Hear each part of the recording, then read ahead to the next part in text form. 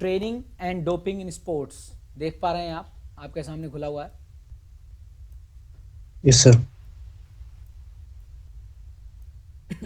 देख पा रहे हैं सभी? Yes sir. Yes sir. ठीक है, आप लोगों का वॉइस मैंने कम कर दिया है क्योंकि वो रिकॉर्डिंग करते समय बहुत फुल स्पीड से आता है। देखिए, ओके सर। इस चैप्टर में आपको training and doping in sports पढ़ना है। मतलब स्पोर्ट्स में ट्रेनिंग कैसे की जाती है यस सर। और स्पोर्ट्स में डोपिंग क्या है, कैसे कोई खिलाड़ी बाहरी पदार्थों को शरीर में डाल के अपनी कैपेसिटी बढ़ाने की कोशिश करता है, अपनी क्षमता बढ़ाने की कोशिश करता है, कैसे अपनी ताकत बढ़ाने की कोशिश करता है, अपनी स्पीड बढ़ाने की कोशिश करता है, अपनी सटीकता बढ़ाने की कोशिश करता है, जैसे तीरंदाजी वाले, शूटिंग वाले, ये सब पढ़ेंगे हम इसमें। ठीक है ना?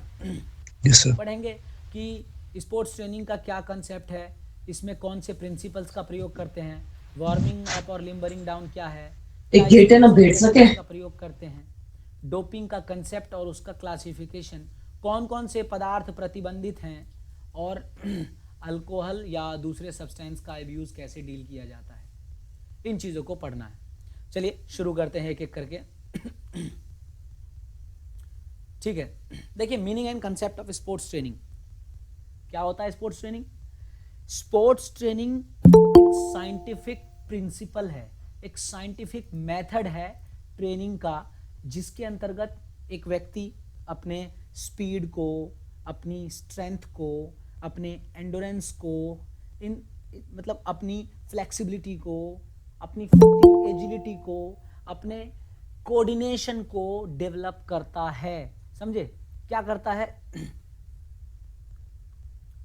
Corrective and restorative exercise. Restorative मतलब ठीक करने वाले एक्सरसाइज और शरीर में सुधार करने वाले, जैसे strength training, conditioning exercise, cardiovascular training मतलब हृदय से संबंधित जो आपके हार्ट को अच्छा करे, sports specific techniques, sand drills, विशेष खेलों के लिए ट्रेनिंग, उसका पीरियडाइजेशन, ये सभी चीज़ें, मतलब न्यूट्रिशनल एडवाइस, सब स्पोर्ट्स ट्रेनिंग का हिस्सा है।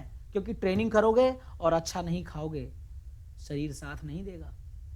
मेंटल एंड साइकोलॉजिकल ट्रेनिंग, ये भी स्पोर्ट्स ट्रेनिंग का हिस्सा है, क्योंकि जब ट्रेनिंग करते हैं तो एक ऐसा समय भी आता है जब शरीर टूट जाता है, मन टूट जाता है, तब साइकोलॉजिकली खिलाड़ी को बांधना पड़ता है कि नहीं, उसको उसका साइकोलॉजिकल ट्रीटमेंट देना पड़ता है उसको, तब जाकर के वो दोबारा से उसका मोटिवेशन बनता है।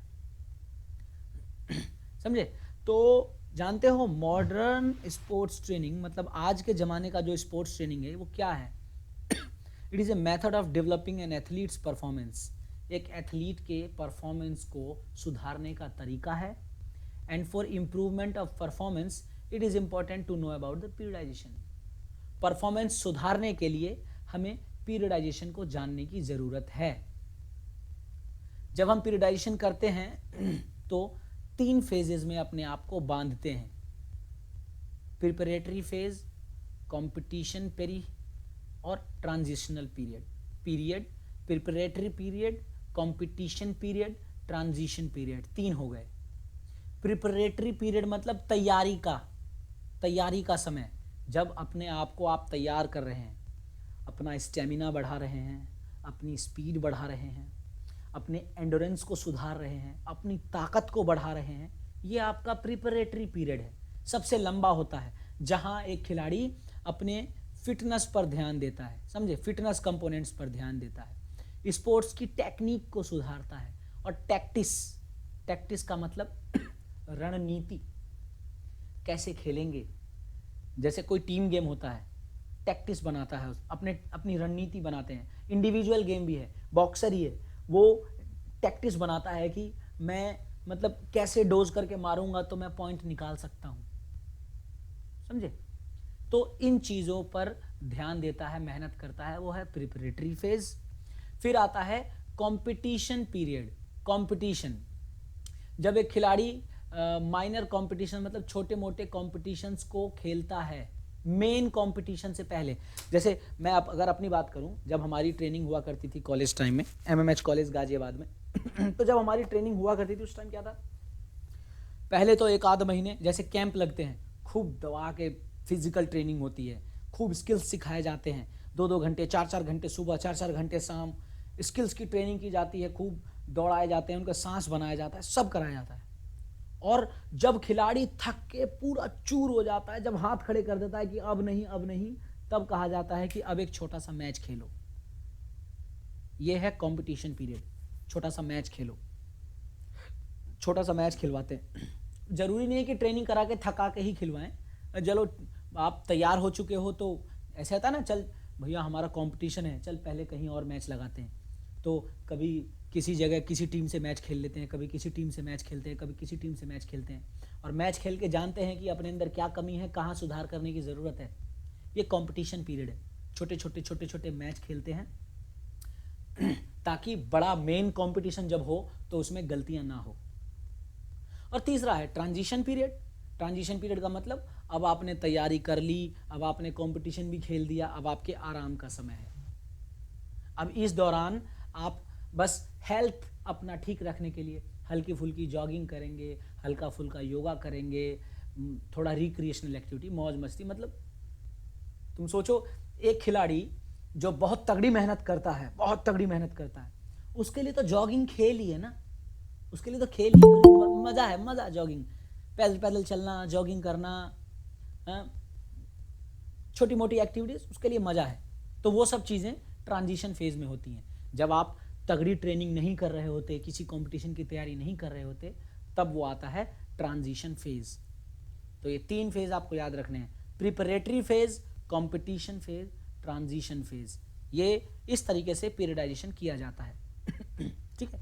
और भी रूप है, पीरियडाइजेशन की साइकिल बनाई जाती है, 1 हफ्ते की, 1-2 महीने की, पूरे साल की, वो अभी नहीं पढ़ना आपको, समझे। तो sports training is not a new concept now, ये कोई नया कंसेप्ट नहीं है, बहुत पहले से चलता चला रहा है। जब कभी प्राचीन काल में ओलंपिक्स हुआ करते थे, तब भी प्लेयर अपने आप को ट्रेनिंग करके तैयार किया करते थे ताकि अपना बेस्ट परफॉर्मेंस दे सकें, समझे। देखो लिखा है, do you know, ancient Olympic game में जब एथलीट तैयारी करते थे तो कई महीनों पहले से तैयारी शुरू हो जाती थी, बल्कि बढ़िया खिलाड़ी तो कई कई साल पहले से तैयारी करते थे ओलंपिक शुरू होने से पहले। आज भी होता है, आज भी होता है। बहुत से ऐसे खिलाड़ी हैं जो ओलंपिक से ओलंपिक खेलने की तैयारी करते हैं, बहुत से ऐसे खिलाड़ी हैं जो एशियन गेम से एशियन गेम खेलने की तैयारी करते हैं, बहुत से ऐसे जो सब में हाथ साफ करते हैं जिसमें बढ़िया मेडल मिल जाए। लेकिन जो टॉप लेवल के हैं वो भैया 4 साल पे ओलंपिक आता है, तो ओलंपिक से ओलंपिक, भाई ये ओलंपिक खेल लिया, अब कुछ महीने ट्रांजिशन फेज में चले गए 1-1.5 महीने ट्रेनिंग करी, तैयारी कर रहे हैं, अब वो तैयारी पे इस तरीके से फोकस करते हैं कि फिर अगले ओलंपिक को टारगेट करते हैं। लेकिन जिसे लगता है कि नहीं मैं बढ़िया तैयार हूँ, तो वो 4-4 साल के ओलंपिक के गैप के बीच में, जब 2 साल का गैप बीच में एशियन गेम्स, कॉमनवेल्थ गेम्स होते हैं, उसमें उतरना चाहता है तो उतर जाता है ना। तो कुछ खिलाड़ी होते हैं जो कई सालों से ट्रेनिंग करते हैं अपनी, तो स्पोर्ट्स ट्रेनिंग कोई नया कंसेप्ट नहीं है, समझे पुराने समय से चलता चला आ रहा है, ठीक है। तो स्पोर्ट्स ट्रेनिंग 4 पार्ट्स में पूरा किया जाता है, conditioning training, technique training, tactics training, psychological training ये 4 मेन एक्टिविटीज हैं स्पोर्ट्स ट्रेनिंग के।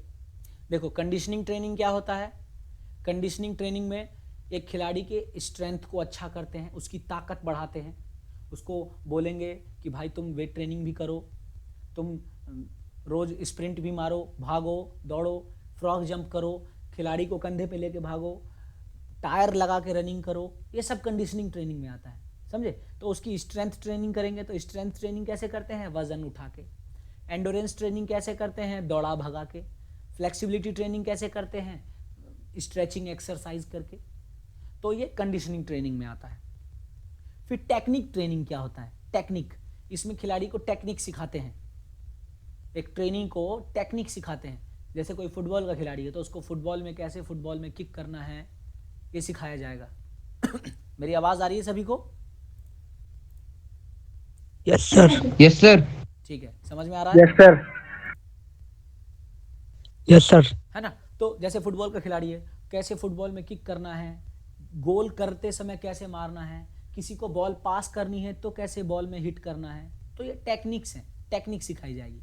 फिर टैक्टिस माने रणनीति बनाना, कि अगर तुमको मैच खेलना है सामने वाले से तो कैसे रणनीति बनाओगे। देखा होगा ना फुटबॉल में रणनीति बना के खेलते हैं, पीछे वाले डिफेंस करेंगे, बीच वाले बॉल को छीन के पास करेंगे, आगे वाले स्ट्राइक मार के गोल करने की कोशिश करेंगे। अगर सामने वाला खिलाड़ी ऐसा खेलेगा तो हमें कैसा खेलना चाहिए, ये टैक्टिस है, रणनीति बनाना। और रेगुलर खेलने से ही टैक्टिस विकसित होता है। और साइकोलॉजिकल ट्रेनिंग यानी कि मेंटल प्रिपरेशन, मेंटली भी प्रिपेयर करना होता है। चलो मैं उदाहरण दे के बताता हूँ आपको। सपोज करो आप कंपटीशन खेलने गए हो, मैच खेल रहे हो। अब मैच में सामने वाले खिलाड़ी बहुत बढ़िया खेल रहे हैं, तो आपके ऊपर मेंटल दबाव होगा कि भैया मैं इतने समय से ट्रेनिंग कर रहा हूँ, इतना पैसा खर्च हो गया, लोगों की इतनी उम्मीदें हैं, कोच की इतनी उम्मीदें हैं, अगर मैं जीता नहीं तो फिर मैं बाहर हो जाऊँगा, आगे मौका मिलेगा कि नहीं मिलेगा। और ये भी ध्यान रखना है कि मुझे जीतने की ऐसी लालसा ना आ जाए मन में कि मैं नियम तोड़ने लगूं, खिलाड़ी को इंजर्ड कर दूं, या मैं ऐसी हदें पार ना कर दूं कि मैं खुद ही इंजर्ड हो जाऊं। बहुत सारा मेंटल प्रेशर होता है ट्रेनिंग के दौरान भी, कंपटीशन के दौरान भी। तो वो मेंटल प्रिपरेशन भी की जाती है। छोटे छोटे मैच खेलते हैं ना जब कहीं कहीं जाके, तो मेंटली भी प्रिपेयर होता है एक खिलाड़ी। तो ये 4 पार्ट्स में एक स्पोर्ट्स ट्रेनिंग कंप्लीट करी जाती है, ठीक है ना।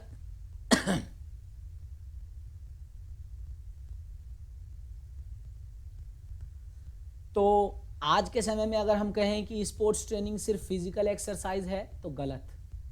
स्पोर्ट्स ट्रेनिंग फिजियोलॉजिकल भी है और साइकोलॉजिकल भी है, समझे, शारीरिक भी है और मानसिक भी है। समझ में आ रहा है। एक व्यक्ति अपनी फिटनेस पे भी ध्यान देता है, कंडीशनिंग पे ध्यान देता है, टेक्निकल हेल्प लेता है, मशीनों का प्रयोग करता है, प्रॉपर सामान का प्रयोग करता है, क्लाइमेट का ध्यान रखता है, गर्म मौसम में ट्रेनिंग करनी है कि ठंडे मौसम में ट्रेनिंग करनी है कि नॉर्मल मौसम में ट्रेनिंग करनी है। देखता है कि भैया मैच खेलने जाना है अफ्रीका, तो अफ्रीका में भयंकर गर्मी होगी, तो उन्हें ट्रेनिंग भी गर्मी में करनी पड़ेगी, भयंकर धूप में, ताकि अफ्रीका में जाके हालत ख़राब ना हो जाए। ठंडी जगह पे अगर कंपटीशन होना है तो ट्रेनिंग भी ठंडी जगह पे करेंगे ताकि शरीर उसका भी आदी हो जाए। स्पेशल खुराक लेनी होगी, प्लान बनाना होगा, सेफ्टी के सामानों का पूरा उपयोग करना पड़ेगा, मानसिक रूप से स्टेबल रहना पड़ेगा कंपटीशन में। गाली ना दे दो किसी को, किसी का मुंह ना फोड़ दो, पता चला बाहर हो गए, बैन हो गए 5 साल के लिए, 4 साल के लिए, 10 साल के लिए। फीडबैक लेना है, दूसरों को फीडबैक देना है, ज़्यादा से ज़्यादा पार्टिसिपेशन करना है कंपटीशन में। अगर कभी चोट लग गई है तो उस चोट का इलाज करना है, रिहेबिलिटेशन करना है, अपना मोटिवेशन बनाए रखने की कोशिश करनी है, ओवरलोड का प्रयोग करना है। बहुत सारे फैक्टर्स हैं स्पोर्ट्स ट्रेनिंग में। एक स्पोर्ट्स ट्रेनिंग बहुत कॉम्प्लिकेटेड होता है। बढ़िया ट्रेनिंग करो तो बढ़िया खुराक लो, बढ़िया खुराक नहीं तो बेकार, बढ़िया ट्रेनिंग नहीं तो बेकार, मानसिक तौर पे दबाव है तो बेकार, इक्विपमेंट्स नहीं है तुम्हारे पास, जूता नहीं है, सामान नहीं है सेफ्टी का तो बेकार, इन सामानों को लाने के लिए पैसा नहीं है, मेंटल लोड है तो बेकार। तो इन सभी चीज़ों का ख्याल रखना है, इन सभी चीज़ों को मिला जुला के स्पोर्ट्स ट्रेनिंग आता है, समझे। तो ये इन सब लोगों की अलग अलग डेफिनेशंस हैं। हैरे के मुताबिक, मैथवेव के मुताबिक, मार्टिन के मुताबिक, ये सभी स्पोर्ट्स ट्रेनिंग की अपनी अपनी डेफिनेशन देते हैं। और सारी डेफिनेशन एक ही बात पे आकर टिकती है कि स्पोर्ट्स ट्रेनिंग एक साइंटिफिक प्रोसेस है, जिसका मतलब है एक खिलाड़ी के स्पोर्ट्स फिटनेस पे फोकस करना, उसकी टेक्निकल ट्रेनिंग पे फोकस करना यानी कि टेक्निक सुधारना, और उसकी टैक्टिस सुधारना, ताकि लास्टली उसका परफॉर्मेंस अच्छा हो जाए, ताकि लास्टली उसका परफॉर्मेंस अच्छा हो जाए। कोई सा भी डेफिनेशन आप देख लो, सारी डेफिनेशंस को बोलूँगा एक ही बात निकल के सामने आएगी, बहुत टाइम ले जाएगा। आप चाहो तो इस डेफिनेशन को खुद पढ़ के देख सकते हो। देखो, स्पोर्ट्स ट्रेनिंग साइंटिफिक नॉलेज पे बेस्ड है ना। पेडागोजिकल प्रोसेस है, मतलब मानसिक, जिसमें स्पोर्ट्स में परफेक्शन लाना है। कैसे? सिस्टमेटिक ट्रेनिंग से। साइकोलॉजिकल परफॉर्मेंस बढ़िया करना है, ताकि एक खिलाड़ी हमेशा तैयार रहे अपने लक्ष्य की तरफ, स्पोर्ट्समैनशिप दिखाए और अपना बेहतरीन परफॉर्मेंस हासिल करे। वही बात है, किसी की भी डेफिनेशन देख लो, सभी एक ही बात कहेंगे कि लास्टली बेस्ट परफॉर्मेंस देने के लिए खिलाड़ी को तैयार करना है। समझे? इनकी डेफिनेशंस आप पढ़ के देखेंगे अपने आप, आपको समझ में आ जाएगा। यहां देखो, इसने मेरी बात कही, देखो लास्टली क्या लिखा है, स्पोर्ट्स ट्रेनिंग एक प्रिपरेशन है एथलीट का जो कि साइंटिफिक प्रिंसिपल्स पर आधारित है, वैज्ञानिक प्रिंसिपल्स पर आधारित है, जिसका काम है ऑप्टिमम परफॉर्मेंस प्राप्त करना, बेहतरीन परफॉर्मेंस प्राप्त करना अपने कंपटीशन में, अपने खेल में। ठीक है ना? तो जैसे एमसीक्यू दे रखा है, चलो देखते हैं क्या कह रहा है। In order to develop best performance of an athlete in competition, sports training has become, मतलब एक कंपटीशन में एक एथलीट को बेस्ट परफॉर्मेंस लेना है तो स्पोर्ट्स ट्रेनिंग क्या होना चाहिए? Scientific and systematic. ये सही आंसर होगा इसका। स्पोर्ट्स ट्रेनिंग को वैज्ञानिक होना चाहिए और सिस्टमैटिक होना चाहिए, बिल्कुल नियम से। इतनी ट्रेनिंग करनी है, इतनी खुराक लेनी है, इतना रेस्ट लेना है, इतने समय के लिए करना है, सब बिल्कुल फिक्स। अगला क्या कह रहा है? Exercise is the short term activity which result in, exercise छोटे समय की एक्टिविटी है जो क्या। सर आवाज कट रही है। मेरी आवाज कट रही है? क्या सभी को मेरी आवाज कट रही है? No sir. No sir. दिक्कत होगी बेटा जिसके पास आवाज। No sir. मैं तो इसीलिए फाइबर लगा के बैठा हूं। तो एक्सरसाइज शॉर्ट टर्म एक्टिविटी है जिसका परिणाम होता है क्या? हार्ट रेट नॉर्मल करना? नहीं। ब्लड प्रेशर घटाना? नहीं। ब्लड प्रेशर बढ़ाना? हाँ, ये तो मतलब ब्लड फ्लो बढ़ जाता है, बिल्कुल सही। हार्ट रेट घटना गलत, जब एक्सरसाइज करोगे तो ये सब चीज़ें तो नहीं होंगी, यही होगा, सिर्फ ब्लड फ्लो तेज हो जाएगा। जब हम एक्सरसाइज करते हैं सारे शरीर में ब्लड फ्लो तेज हो जाता है, सारे मसल्स एक्टिव हो जाते हैं ना भाई। आपका दिल तेजी से काम करने लगता है, आपका पेट तेजी से काम करने लगता है, आपकी नसें मतलब ब्लड वेसल्स तेजी से काम करने लगती हैं। हर एक अंग, चाहे वो लीवर हो, पेनक्रियाज हो, स्प्लीन हो, सब तेजी से काम करता है। आँख, दिमाग, तो सब में ब्लड सप्लाई तेजी से होने लगता है। अगला क्वेश्चन क्या है? Due to systematic training the resting heart rate of marathon player will be. पढ़ाया कुछ नहीं इन्होंने, क्वेश्चन पूरे पूछ रहे हैं। अगर आप अच्छे से ट्रेनिंग करेंगे तो एक मैराथन प्लेयर का आराम करते वक्त हार्ट रेट क्या होगा? इसका आंसर है सामान्य इंसान से कम। भाई जो 40-40, 50-50 किलोमीटर की ट्रेनिंग करते हैं उनका हार्ट का साइज बड़ा हो जाता है, उनका हार्ट भी स्ट्रांग हो जाता है।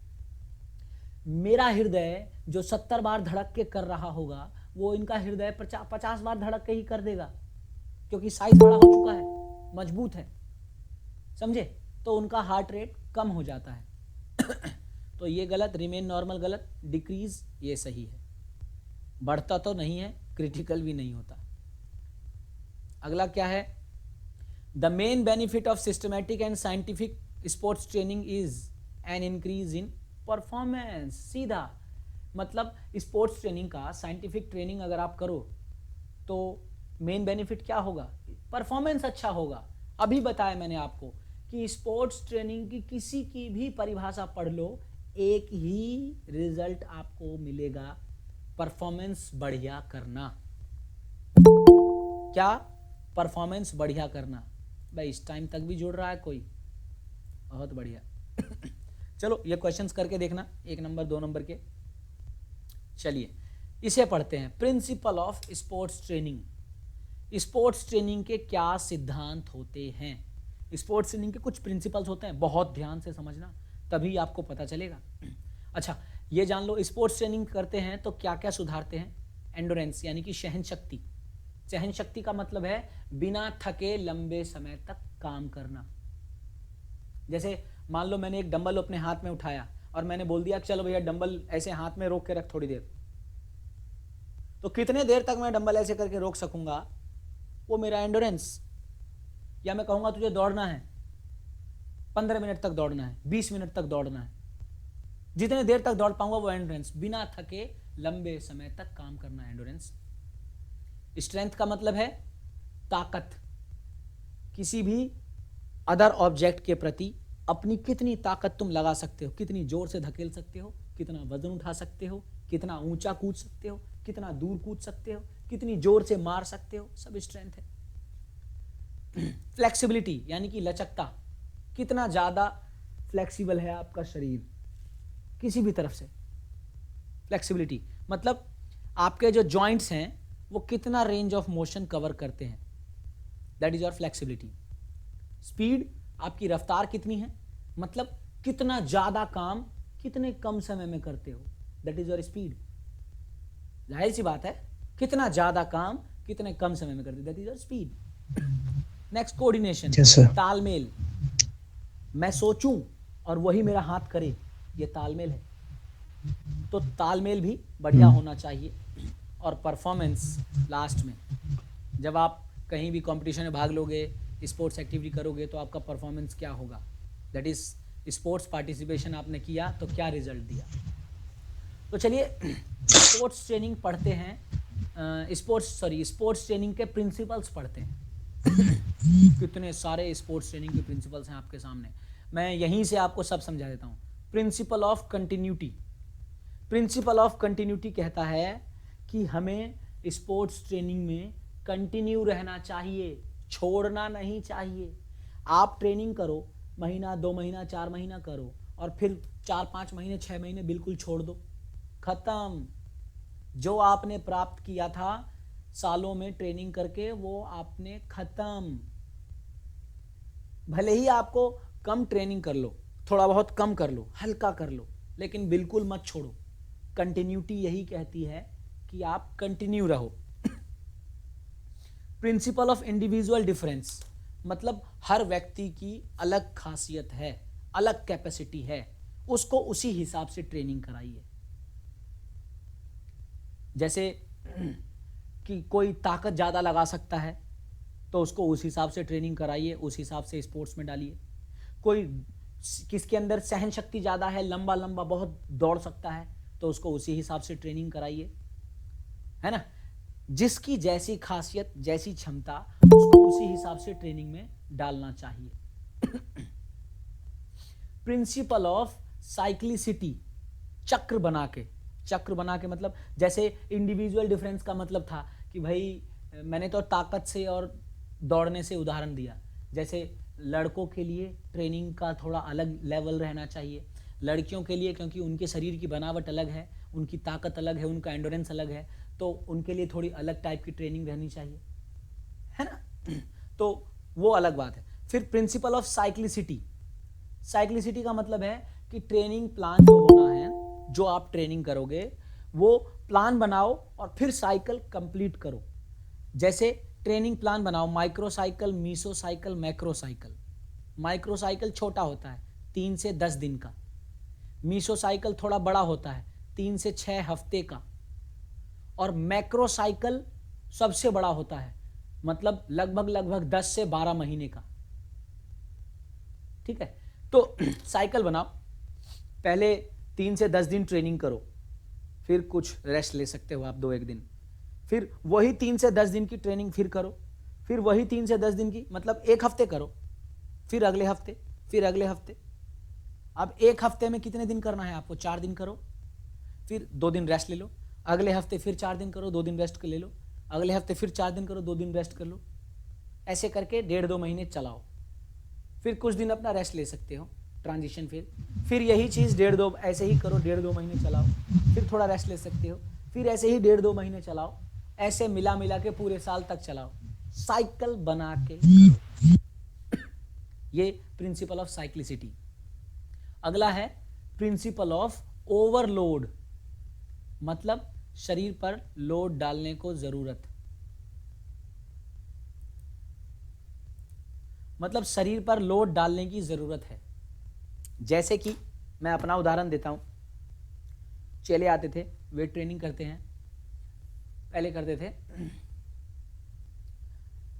आज मान लो डंबल उठवाया मैंने, तो आज 10 किलो का डंबल उठवाया, 10-10 के 3 सेट लगवाए, 2-3 दिन ऐसे ही करवाया, खुराक बढ़िया करवाई, रेस्ट लिया। फिर उसके बाद 2-3 दिन बाद, 4 दिन बाद मैंने कहा बढ़ा भाई, वजन बढ़ा, अब 10 किलो से 12 किलो पे आ गया, 14 किलो पे आ गए। फिर ऐसे ही 2-3 दिन करवाया, रेस्ट लिवाया, खुराक बढ़िया करवाई, फिर 14 से 20 किलो पे आए। थोड़ा थोड़ा लोड बढ़ाना चाहिए, इतना ही बढ़ाना चाहिए। देखो, प्रिंसिपल ऑफ ओवरलोड मतलब जरूरत से ज्यादा थोड़ा लोड मिलना चाहिए, और प्रिंसिपल ऑफ प्रोग्रेसिव लोड, ये दोनों है, मतलब लोड बढ़ाओ पर थोड़ा थोड़ा बढ़ाओ। प्रोग्रेसिव का मतलब है कि लगातार लोड बढ़ते रहना चाहिए, पर बढ़ना जरूर चाहिए। ये दोनों प्रिंसिपल हैं। देखो अगर मान लो मेरी कैपेसिटी 10 किलो की है, 10 किलो उठाने की, फिर मैंने 12 किलो करी, फिर 15 किलो करी, फिर 17 किलो करी, फिर 20 किलो करी। अब अगर मैं लोड बढ़ाना छोड़ दूं तो मुझे कम से कम बराबर तो रखना चाहिए। 20 किलो है तो 20 किलो पे तो ट्रेनिंग करूं कम से कम। अगर मैंने लोड घटाने लगा ना भाई, 20 किलो की जगह मैं आलस करूं, मेरा मन नहीं कर रहा, 20 किलो की जगह 15 किलो उठाने लगा, और कम करने लगा, मैं 10 किलो उठाने लगा, तो मेरे शरीर की क्षमता फिर घट जाएगी। समझे? तो लोड बढ़ना चाहिए, शरीर की क्षमता के हिसाब से धीरे धीरे लोड बढ़ना चाहिए। ये कौन आया भाई इस टाइम? ठीक है ना? शरीर की क्षमता के हिसाब से धीरे धीरे लोड बढ़ना चाहिए, ये प्रोग्रेसिव लोड। सर वैसे ग्रुप में भी बहुत बोल रहे हैं कि ज्वाइन नहीं हो रहा है, ये नहीं हो रहा है। वह ज्वाइन होगा, वह 12 बजे तक ज्वाइन कराता रहूंगा। क्या मैं आधा पढ़ा के फेंक दिया मैंने, अब क्या ज्वाइन कराऊं? वही तो सर मैसेज आए जा रहे हैं कि क्लास ज्वाइन नहीं हो रही है, क्लास चल रही है, ये सब ऐसे।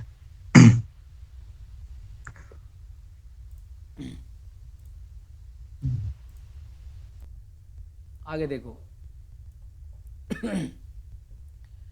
प्रिंसिपल ऑफ, देखो इसीलिए लिखा है वाइल इंक्रीजिंग लोड, जब लोड बढ़ाया जा रहा है तो किस चीज का ध्यान रखना पड़ता है? रेस्ट का और रिकवरी का। भाई जितना लोड दिया शरीर पे उसी हिसाब से रेस्ट दो शरीर को, उसी हिसाब से खुराक दो, तभी ही दोबारा लोड बढ़ाने के लिए शरीर तैयार होगा, वरना नुकसान हो सकता है, इंजरी हो सकती है, चोट लग सकती है। देखो कैसे, देखो लोड डाला शरीर पे तो शरीर एडेप्ट हो गया। एडेप्ट कब होगा? जब आप रेस्ट दोगे, जब आप रिकवरी करोगे। फिर एडेप्ट होने के बाद फिर आप लोड बढ़ाओ, एक स्टेप ऊपर करो अपने आप को, फिर शरीर उसके लिए एडेप्ट हो जाएगा। कब? जब आप रेस्ट और रिकवरी करोगे। रिकवरी मतलब अच्छी डाइट। फिर लोड बढ़ाओगे, एक स्टेप ऊपर चले जाओगे, ऐसे ही चलता रहेगा। समझे? फिर है principle of active involvement. Active involvement मतलब सक्रिय भागीदारी। खुद खिलाड़ी को भी और कोच को भी सक्रिय भागीदारी होनी चाहिए। खिलाड़ी का अपना मन होना चाहिए, अपना इंटरेस्ट होना चाहिए, तभी वो अपना बेहतर देगा और बढ़िया ट्रेनिंग करेगा। और कोच का भी एक्टिव इन्वॉल्वमेंट होना चाहिए। ऐसे नहीं कि कह दिया कि चल बेटा इस 400 मीटर ट्रैक के तू 4 चक्कर लगा, मैं बैठा हूं, या और अंदर जाके वो अपना खाना खा रहा है, दूसरों से बात कर रहा है। तो खिलाड़ी को दिखता है ना भाई कि मैं अगर मेहनत कर रहा हूँ, पसीना बहा रहा हूँ और तेज कर रहा हूँ, मतलब मैं अपना बेहतर दे रहा हूँ, तो मेरा कोच मुझे देख रहा है कि नहीं, मेरी गलती को पकड़ रहा है कि नहीं, क्या वो मुझे प्रोत्साहित करेगा कि नहीं, क्या वो मुझे मोटिवेट करेगा कि नहीं, मैं कर रहा हूँ किसके लिए, अकेले कर रहा हूँ। तो वो थोड़ा सा दिमाग उसका डाउन होने लगता है। एक्टिव इन्वॉल्वमेंट रोज नहीं रह पाएगी, तो इसलिए अच्छे से एक्टिव इन्वॉल्वमेंट होनी चाहिए, खुद की भी और कोच की भी। प्रिंसिपल ऑफ वैरायटी मतलब बदल बदल के ट्रेनिंग करनी चाहिए। रोज एक जैसी ट्रेनिंग करोगे, रोज एक जैसी ट्रेनिंग करोगे तो मजा नहीं आएगा, इंटरेस्ट कम हो जाएगा, अच्छा मजेदारी नहीं रहेगी। इसीलिए ट्रेनिंग में बदलाव करना चाहिए, नए नए ग्रुप के साथ ट्रेनिंग करना चाहिए, अलग अलग दोस्तों के साथ। समझ रहे? मान लो तुम्हारे 10 एक दोस्त हैं, तो कभी किसी 2 के साथ, कभी किसी 2-4 के साथ, कभी किसी 2-4 के साथ, जो होंगे तो सारे खिलाड़ी ही। ऐसा थोड़े कि किसी को पकड़ के ले आओगे, चल आज मेरे साथ ट्रेनिंग कर, नहीं। मान लो 10 लोग आपके साथ ट्रेनिंग करते हैं, तो अलग अलग ग्रुप बना के कर लो ट्रेनिंग, थोड़े ट्रेनिंग में बदलाव कर लो। मैं रोज तुम दौड़ते हो तो किसी दिन दौड़ छोड़ के किसी दिन फुटबॉल खेल लो, वो भी एक तरीके की ट्रेनिंग हो जाएगी। देखते हो ना क्रिकेटर्स को, उनको ट्रेनिंग में बदलाव कराते हैं, कभी कभी उनको रिक्रिएशन के लिए फुटबॉल खिला लेते हैं, वॉलीबॉल खिला लेते हैं, या फिर आज जो ट्रेनिंग कर रहे हो, मान लो आज आपने 100 मीटर के 10 राउंड वो 10 स्प्रिंट मारे हैं, तो 2-1 दिन बाद कुछ और बदल के करो। आज धीरे दौड़ेंगे भाई, आज मैं सोच के आया हूँ कि आज मैं धीरे ही दौड़ूंगा, आज मैं 400 मीटर के 2 चक्कर लगाऊंगा बस, तो ट्रेनिंग में थोड़ा बदलाव कर लो। इससे क्या होता है, इंटरेस्ट बना रहता है। फिर प्रिंसिपल ऑफ स्पेसिफिसिटी क्या है, practice makes a man perfect. ये क्यों कह रहा है इस बात को, मतलब स्पेशल स्पेसिफिक ट्रेनिंग जरूर करनी चाहिए।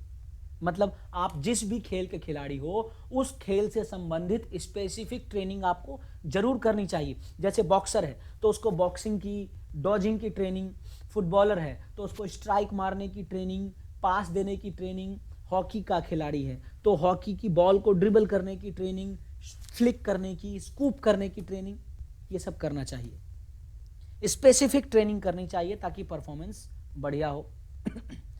Principle of general and specific preparation, मतलब शरीर में जनरल फिटनेस भी होना चाहिए और स्पेसिफिक फिटनेस भी होना चाहिए। जनरल फिटनेस का मतलब कि मेरी इतनी तो क्षमता हो कि मैं 2-4 किलोमीटर रोज दौड़ सकूं, थोड़ा वजन उठा सकूं, साइकिल चला सकूं, जनरल फिटनेस होनी चाहिए। और स्पेसिफिक फिटनेस भी होनी चाहिए, मतलब मुझे फुटबॉल खेलना है 1.5 घंटे, 45-45 मिनट के 2 वो खेलने हैं हाफ, तो 1.5 घंटे तक कम से कम मैं अपनी बढ़िया स्पीड के साथ खेलने के लिए तैयार हूं कि नहीं, ये मेरा स्पेसिफिक फिटनेस है, स्पेसिफिक प्रिपरेशन है। जनरल भी होना चाहिए, स्पेसिफिक भी होना चाहिए। फिर है principle of warm up and cooling down, मतलब कभी भी ट्रेनिंग शुरू करने से पहले वार्म अप जरूर करना चाहिए ताकि शरीर गर्म हो जाए, और वार्म अप भी ऑप्टिमम होना चाहिए, मतलब बहुत ज़्यादा नहीं बहुत कम नहीं, लगभग 20 मिनट का, 15 से 20 मिनट का वार्म अप होना चाहिए, उससे ज़्यादा नहीं। और फिर खेल खत्म होने के बाद या ट्रेनिंग खत्म होने के बाद कूल डाउन जरूर करना चाहिए। कूल डाउन मतलब हल्की हल्की जॉगिंग कर ली, हल्की हल्की स्ट्रेचिंग कर ली, थोड़े मजे मजे में ही हल्का हल्का वॉकिंग कर लिया। कूल डाउन जरूर करना चाहिए ताकि शरीर एकदम से ठंडा ना पड़े, धीरे धीरे धीरे नॉर्मल हो जाए, ठीक है ना। Principle of rest and recovery, मतलब जब आप ट्रेनिंग करोगे, यहां देखो ट्रेनिंग करोगे ऐसे इसको देख के मत समझो, ऐसे समझो, ये आपका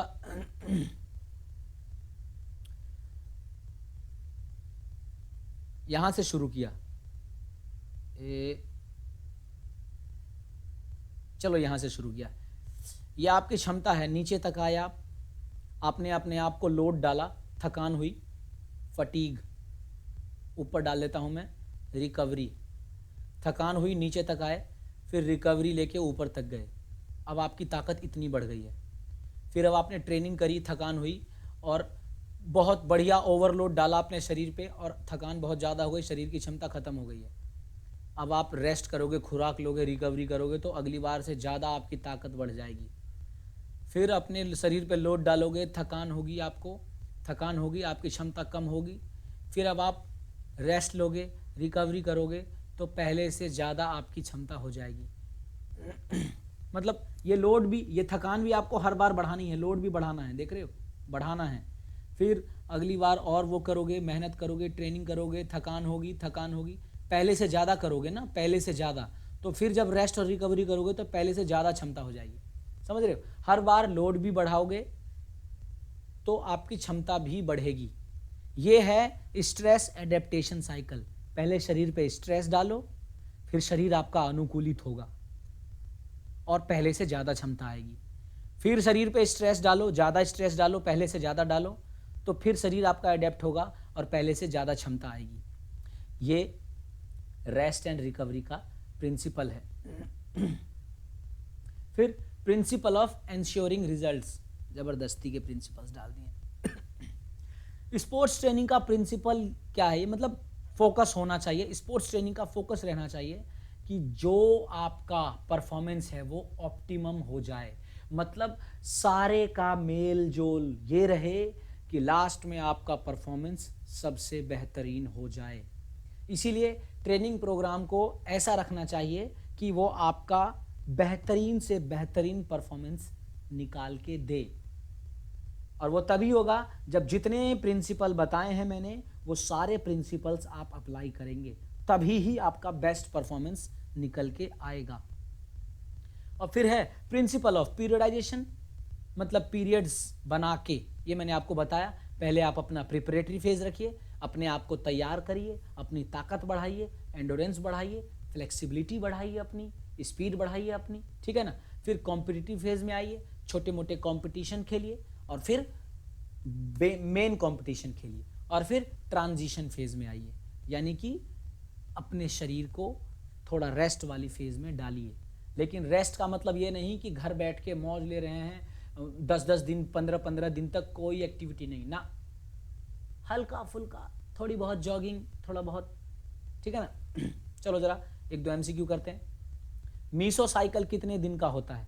मीसो माइक्रो सबसे छोटा, मीसो कितने का होता है बताओ जल्दी। Sir 4 to 10। A Munna, micro होता है 4 से 3 to 6। मीसो 3 से 6 हफ्ते, और मैक्रो सबसे बड़ा। ट्रांजिशन फेज क्या होता है ये बताओ, जल्दी बोलो जल्दी।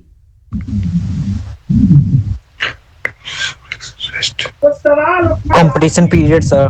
Rest and recovery. Rest and recovery अभी तो पीरियड। ऊपर बताया कैसे। Rest and recovery. General preparation किस पे फोकस करता है बताओ। 1 मिनट सर। ओवरऑल फिटनेस पे, उसकी ताकत भी बढ़ाएगा, उसकी एंडोरेंस भी बढ़ाएगा, उसकी फ्लेक्सिबिलिटी भी बढ़ाएगा, स्पीड भी बढ़ाएगा, सब कुछ है ना। Yes sir. ठीक है ना। Yes sir. Yes yes sir.